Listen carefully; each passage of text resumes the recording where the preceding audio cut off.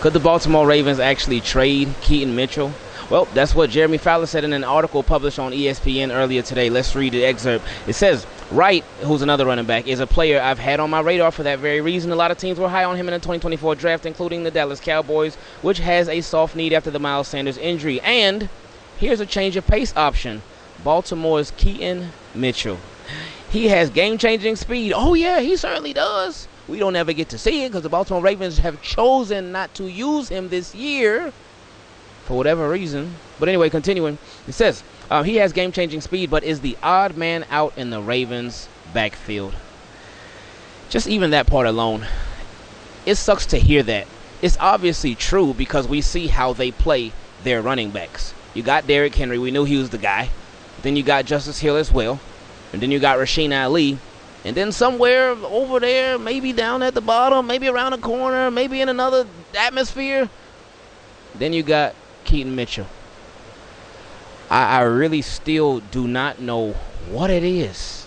Maybe it's I've talked to a lot of Ravens fans recently, especially when we was at the game last week, and a lot of Ravens fans brought it up. Like, hey, Harbaugh, he's a special teams guy, and so many Ravens fans expressed their frustration with how John Harbaugh focuses so much to an extreme on special teams. Like, if you do not contribute significantly on special teams, then you will not have no real opportunity. And I've been thinking about that a lot, and you think about it specifically with Keaton Mitchell and Harbaugh's comments from early this season on what he said about Keaton Mitchell with special teams, and it's like, I can't argue against it. Not that I'm for what John Harbaugh said, but I can't argue against Ravens fans' sentiments when it comes to that. But anyway, back to the article. It said he has game-changing speed, but is the odd man out in the Ravens' backfield. It's worth noting that Chargers general manager Joe Ortiz was with the Baltimore Ravens when the team signed Keaton Mitchell as an undrafted free agent in 2023. If the Ravens traded Keaton Mitchell, I would love that for him and for his potential opportunity that he could get elsewhere. I would hate it, though, for the team. I would hate it for the Ravens. I would hate it for Keaton Mitchell with the Ravens. I would hate it on a lot of different levels. Reason being is because he's proven himself on offense. And and we've had this conversation already. That's why we're so confused as to why the Baltimore Ravens just refuse to play Keaton Mitchell. They refuse to get him in there. It's the weirdest thing, man. It really is. He's much more explosive than a Rasheen Ali. He's more explosive than Justice Hill. And y'all know I love Justice Hill. And Justice Hill is explosive now. Don't get it twisted. But Keaton Mitchell, his explosiveness is it's on a completely different level, man. It really is. So why would you restrict not only Keaton Mitchell, but restrict your offense by not using one of your most explosive weapons on the entire team? It's so weird, man, how the Baltimore Ravens have done this with Keaton Mitchell. I really don't get it. I don't. Because we remember a couple of years ago when he first came on the scene, and again, I go back to where we first signed him, and so many Ravens fans were hype on Keith. They like, how did this dude not get drafted? Oh, this boy's a real deal. So I was like, let me just see for myself. Are Ravens fans just hyping somebody up, or is this dude really like that? So I watched some stuff from him in college, and I said, okay, he got some real speed. Then I watched him in the preseason. I said, oh, he got some real speed. But then I said, hold up. It looked good in the preseason, but what about in the regular season? Ravens kept him around. He went crazy with it. He went insane in regular season action against starting defenses. He was with his starting offense, but he went crazy against starting defenses too. So it wasn't just preseason hype. It wasn't none of that. So I'm like, and they were using him a lot. And this was obviously before they got Derrick Henry, and it was after they tried to get Derrick Henry, but the Titans shut it down at the last second. So that Derrick Henry not coming to the Ravens in 2023, it ended up working out big time for Keaton Mitchell. But then, of course, he got hurt. And that was very, very unfortunate because that just messed up the majority of his 2024. But it's nice that he's been back out there for 2025, but he ain't been back out there for 2025. He's been healthy in 2025, but he ain't been back out there in 2025 for whatever reason. And I don't understand it. But I could see, like, that's why it does actually make sense that he is a trade candidate, because the Ravens, they don't use him. And they obviously don't care to use him. He's just there, just on the active roster, just there for the ride. So it's like, again, it would be a bittersweet thing if Keaton Mitchell did get traded. Bitter because I hate that the Ravens didn't even try to barely get him involved this year. Sweet, though, for him because he could potentially go do something for somebody else and just really show like, hey, y'all should have done this when I was in Baltimore. And now we hear my favorite part of the videos where we get to feature your questions. First question came from my guy Sevun, who is a Team Keep It Clean patron. Appreciate you. He said, hey, Ingraven, it's been a minute. Hope the family and the rest of the flock is doing well. Oh, you know, family's good. The flock, oh, we ain't so well. You know why. But anyway, he said, I do not believe the season is over by any means. I love that. Love it. You ain't even got to say no more. Question could be done right there. But anyway, he said, but that can change in these next 2 games. If we drop one of the 2, scrap the season and clean house, get as many quality picks as you can to salvage the season, I think a trade for a top defensive tackle has to be in the works. I agree. I do. You could do some more stuff than that too, internally and externally. Internally, you probably ain't going to trade for no offensive lineman. Make some changes on that offensive line, specifically at both guard positions. Externally, I do expect them to address defensive tackle and edge rusher. But anyway, continuing. Said, there's no reason EDC should be sitting on any picks past the 3rd round after the trade deadline. Kevin Zeitler and Jeffrey Simmons for Mark Andrews. Bateman and Ojabo and 2/5 and a 6. Ooh, that's a trade right there. That actually, oh, but you said Mark Andrews and Rashad Bateman. Oh my goodness. Ooh. So our receivers at that point would be Zay Flowers, DeAndre Hopkins, Tez Walker, Tylan Wallace, LaJohntay Wester. That would be something right there. Now DeAndre Hopkins, he's a starter, so there's that. But Rashad Bateman, man, I feel like they haven't gotten him going yet. And he's like, you have a good situation with Rashad Bateman because he's already on his 3rd contract. Is very, very cap friendly, so that actually does make him a really, I don't think he's going to get traded though, but that does make him a good potential trade candidate because he's young and he's healthy and is a very cap friendly deal. It's not no crazy wide receiver top of the market deal at all. He is on an extreme discount right now. But Mark Andrews, I can understand that because they just ain't been able to get him going at all. But Lamar has been out, so that's a big part of it. But he's on the last year of his deal, so that would be a something rather than nothing deal, similar to Odafe Oweh. You don't plan on signing him to a contract extension, then you're like, all right, let's get something before we get nothing. But to get a Kevin Zeitler and Jeffrey Simmons, my guy, he going big. He said, I'm either going big or going home, and I ain't going back to the crib. Next question came from another Team Keep It Clean patron, my guy Kyle. He said, what's up, Ingraven? How are you and the fam doing? I just want to share a concern I have about this team. After the bye week, we enter the easiest part of the schedule. What I am worried about is a repeat from last year. I'm worried that the team will start winning against the bad teams from here on out, and our team will seem to look better. This is an issue because if you remember last year, the same thing happened where our team, specifically our defense, looked bad in the first half of the season, but all of a sudden they turned it around in the second half. But we all know that was due to a lack of quality teams. I think the same thing will happen again this year, and we will all suddenly look better, and then we actually are. My issue with this is that we will give our fan base, but more importantly, the organization, false hope. Let's just say we barely miss or even make the playoffs. I feel like our organization will give John and or a pass because of injuries and think just because we turn the season around in the second half that they deserve to stay. That's a great point. Like I always say, I'm never going to root against the success of the Baltimore Ravens. I always want them to succeed. I always want them to win. I always want them to be in the playoffs. I always want them to just go as far as they could possibly go. But that is a really, really good point that you make. It could give false hope to the organization and make them be like, oh, you know what? John, he turned it around.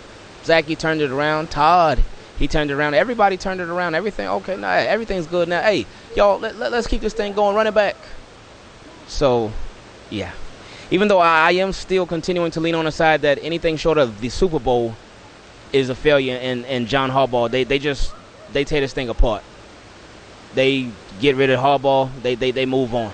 And that would mean everybody else under him, too. I think anything short of the Super Bowl, I think it's a completely different coaching staff next season. I still do believe that. But, again, your point is very strong, and you're probably going to be more right than me. But still, I still think it's going to happen. I still anything short of the Super Bowl, I think John Harbaugh is out of here. And everybody else, too. Anyway, he said maybe. He said nothing with the coaching staff organization will change, and we'll just move on to next year using injuries as an excuse to not change anything. Maybe I'm just worrying too much, but I have a bad feeling about our team's future. But what do you think? Am I overreacting, or do you think this can be a recipe for disaster? Thank you, and take care. No, you're not overreacting at all. Not one bit. And your concerns are very, very, sorry, I had to get my seat adjusted. Your concerns are very, very realistic. It could go down that way. I hope it doesn't, but it is realistic. The underdog story. Next question came from my guy Griffins. He said, through this whole thing, I knew that the Ravens could get back on track, but I'm glad the bye was there to give us a break to stop and reevaluate. Yeah, because normally bye weeks so early in the season, oh, they suck. But this one came right on time for the Baltimore Ravens. I almost wish we had 2 or 3 bye weeks. Anyway, he said, as silly and dumb as it is, that they only play good when they have something to prove, not in the playoffs. He said that, not me. Anyway, he said, I believe that they are set up to make a run. 11-6 doesn't sound bad, especially by Christmas. This team rolls through teams. Let's carry this mindset to February. And all you fans who I will say rightfully turn your back on this team, do not come back, especially when we win. My boy Griffins is tired of it all. He said we're going to get this thing right. Next question came from my guy Swin17. He said, good day to you and the family and the channel. Appreciate that, Swin. He said, I always say the season really starts in week 5, but for us it seems like the end. Today it was an unspirited effort. 53 was suited, but only 5 gave real effort. I agree with your post-show opinion on John Harbaugh. He needs to get his box in gear and get on out of there. He is wasting everyone's time. Wow, those are some powerful words right there.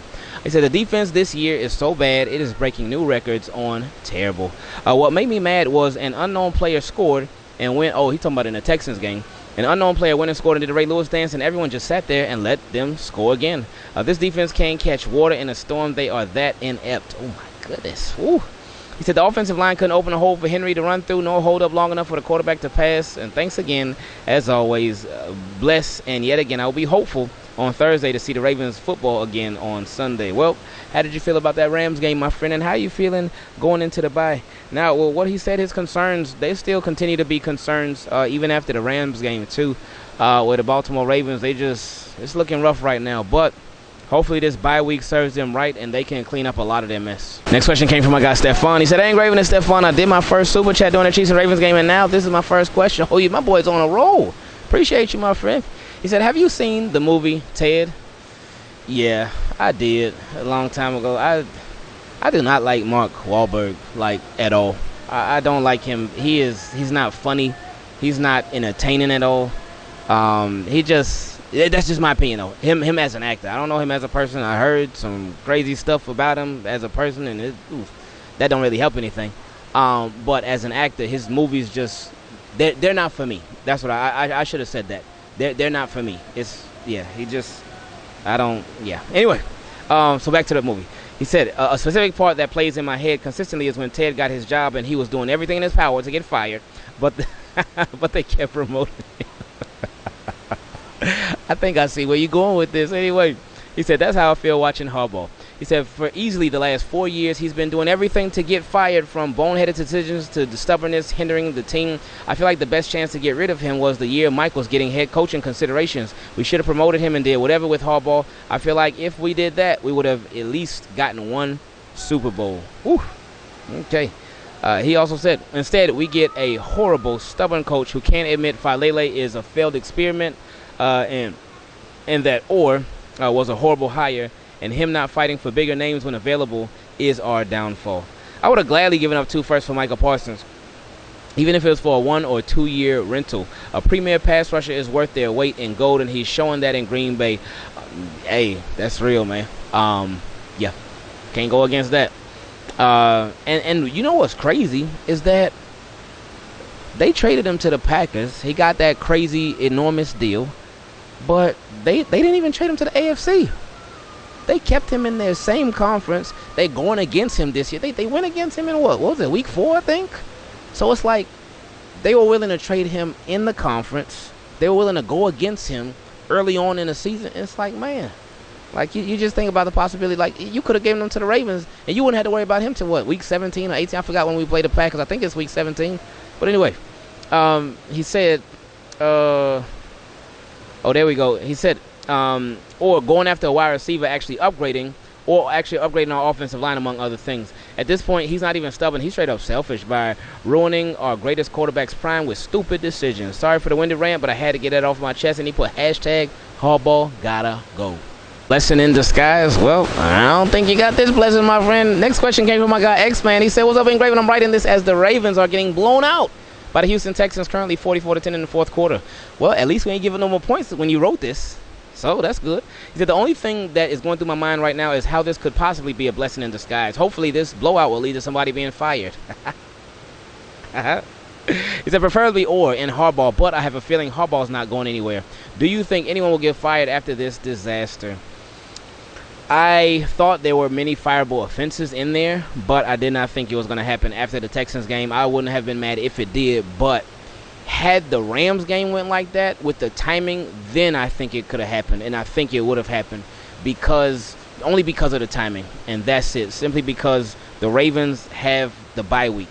They have the bye week, so if they fired somebody, obviously one of the coordinators, that being Zac, or then they will be like, all right, we'll use this bye week to just get everything readjusted so we can have somebody else as our interim defensive coordinator, and we'll have 2 weeks to prepare for the Bears. And just really 2 weeks to prepare our defense overall and just get them acclimated with our new defensive coordinator and how he's going to be doing things. But with the timing, with it being a week before the bye week, well, I guess 2 weeks before the bye week technically, that's why I think Zac Orr ended up being safe. Next question came from my guy Zach. He said, Ingraven, I just wanted to follow up my previous question with a solution and wanted to get your take. Let's say we got rid of the whole coaching staff. I like the idea of bringing in Brian Flores as head coach. He has been a head coach before and is a great defensive mind. His defensive style is very aggressive and requires athletic and smart DBs, which we have. I think Flores would be great to revitalize the defensive culture we have been lacking in Baltimore. Like we have been saying, no one fears the Ravens defense anymore, and I think Flores can change that. I like that. I do. I like that. And he specializes. Not to say that you can't have a coach that doesn't specialize in something, but he does specialize on that side of the field. So he can have input on it. He can add whatever takes he got or whatever. Hey, this is what y'all need to do. This is how this should be. He can add his expertise to it. And then as far as offense, just let the offensive coordinator handle that. And I think John Harbaugh pretty much does that too. Yeah, he actually does that a little too much because he even said it himself. Like, hey, he said, I remember, I forgot what game it was. Was it the Texans or the Chiefs game? I forget. But he was basically saying, like, look, we ain't stick to our game plan. We could have stuck to something like, hold up, you the head coach. Ain't you supposed to step in? If y'all ain't sticking to it, why you not overriding it? So, well, anyway. He said, for offense, I like Mike LaFleur from L.A. More specifically, I want to see Lamar and Henry in the McVay and Shanahan system. Just a theory, but I think it's the system that will unlock what we believe this duo could be. We started to unlock it last year. But I don't know what happened. One of my guys just texted me a little bit ago, and he said he feel like Todd Monken may have reached his ceiling. And I said, oof, that's... I don't want to think that, but, man, not this fast, right? Not this quick, right? Even though we do see a lot of questionable stuff. Something to think about. Anyway, he said his principles are rooted in outside zone with play action off of that. Outside zone is Henry's specialty, and Lamar being the most prolific dual threat ever in play action will put defenses in so much conflict. What do you think about that pair of coaches, or do you have someone else in mind? I like it. At first, when you put Mike, I thought you were going to say Mike McDonald for offensive coordinator. I was going to say, hold up, Mike. I mean, not Mike McDonald, Mike McDaniel. I was going to say, I don't think Mike McDaniel and Brian Flores, I don't think they will work together. But because Mike McDaniel got fired for Brian Flores, I believe. Well, no, Brian Flores got fired, and then Mike McDaniel, he's the coach that ended up taking over. So, hey, so they didn't, I don't think they crossed paths, but maybe they could work together, work everything out in Baltimore. But I like your plan, especially LaFleur. If he's on the Rams staff, then yeah, he knows some stuff. And I mean, if you want to take it up a notch, you want Sean McVay to come to the Baltimore Ravens, hey, Sean McVay come through too. But I like it. I do like it. Another option that I've been saying too would be Steve Spagnuolo from the Chiefs. I know a lot of people saying, oh, he would not leave Kansas City. He would not leave Andy Reid. But, like, I mean, Steve Bisciotti would just really had to cut the check. Next question came from my guy Malachai. He said, hey, Ingraven, all I can say is protect your mental and all the team keep it clean as well as the whole Ravens flock.